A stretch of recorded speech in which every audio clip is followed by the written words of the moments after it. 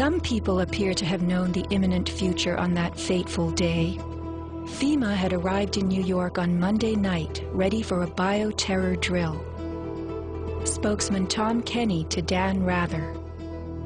To be honest with you, we arrived on late Monday night and went into action on Tuesday morning. And not until today did we get a full opportunity to work the entire site other than the spot at Church and Day to which we were deployed. And Rudy Giuliani, mayor of New York, tells ABC's Peter Jennings that he was aware the towers would be coming down. What is going on now is a massive rescue effort. Do you believe it's hundreds or thousands? I really don't want to say right now, Peter. I think it's going to be a horrible number. I saw people jumping out of the World Trade Center. I saw some of the firefighters who I know going into the building. And we were in a building in which we were trapped for about 10-15 minutes. And we set up headquarters at 75 Barclay Street, which was right there with the police commissioner, the fire commissioner, the head of emergency management. And we were operating out of there when we were told that the World Trade Center was going to collapse. The World Trade Center was going to collapse. It was going to collapse. It was going to collapse. Similarly, Larry Silverstein, new leaseholder of the World Trade Center, regretfully declared that a decision was made to pull Building 7 by the end of the day, the last structure added to the World Trade Center complex. Let's hear Mr. Silverstein's actual words, delivered for our benefit in the 2002 PBS documentary, America Rebuilds. I remember getting a call from the fire department commander telling me that they were not sure they were going to be able to contain the fire. And I said, you know, we've had such terrible loss of life. Maybe the smartest thing to do is pull it. And they made that decision to pull, and then we watched the building collapse.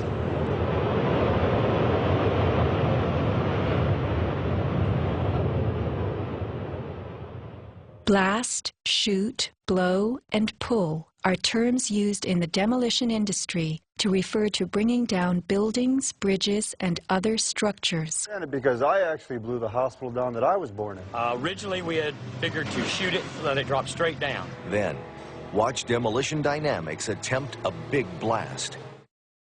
And from Ground Zero's own post-disaster wrecking crew. By mid-December, the Department of Design and Construction had leveled World Trade Center buildings 4 and 5. Hello?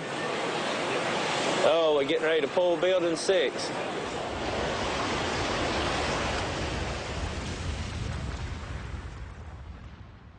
Silverstein, a commercial real estate tycoon with international political connections, acquired a 99-year lease on the World Trade Center complex in the spring of 2001.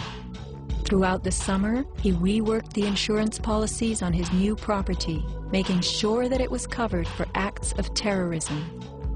Explicit in the lease agreement was Silverstein's right to rebuild the complex if it were destroyed. After 9/11, Mr. Silverstein fought his insurers in court to obtain double his policy limits for the destruction of his property, maintaining that the double hijacking constituted 2 disasters caused by terrorists, not just one. He won and was awarded over $7 billion, a magnificent return on his original $15 million investment. My first reaction is to think about the families of those people, the tragedy, the magnitude of it. However, I firmly believe that we should rebuild.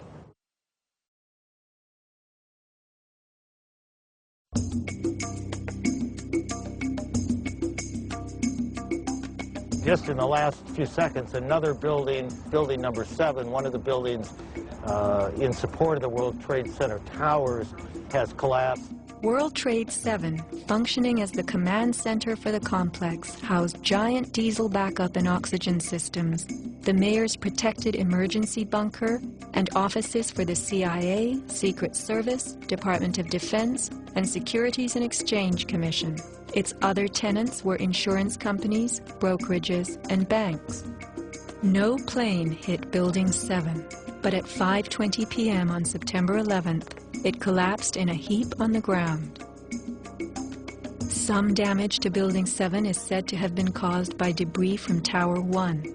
Though this New York Times article tells us Building 7 burned like a giant torch, the only visuals that exist are of unidentified smoke and a few small fires. Compare this to the wallops sustained by World Trade Center 3, 4, 5, and 6. Positioned right below the towers, damage to the surrounding World Trade Center buildings was infinitely worse. Still, the structures held up. But somehow, rescue workers knew that Building 7 would fall. You hear that? Keep your eye on that building. It'll be coming down soon. A 47-story skyscraper, Building 7 folded neatly in 6.5 seconds. A textbook descent right into its footprint.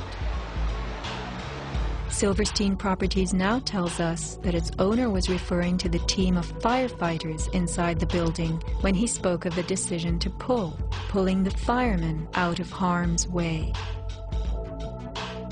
However, there were no firefighters in Building 7, according to FEMA, NIST, and Fire Chief Frank Fellini.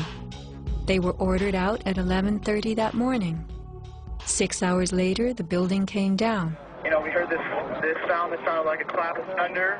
Turned around, it looked like there was a shock wave ripping through the building, and the windows all busted out. And, you know, it was horrifying. About a second later, the bottom floor caves out, and the building followed after that.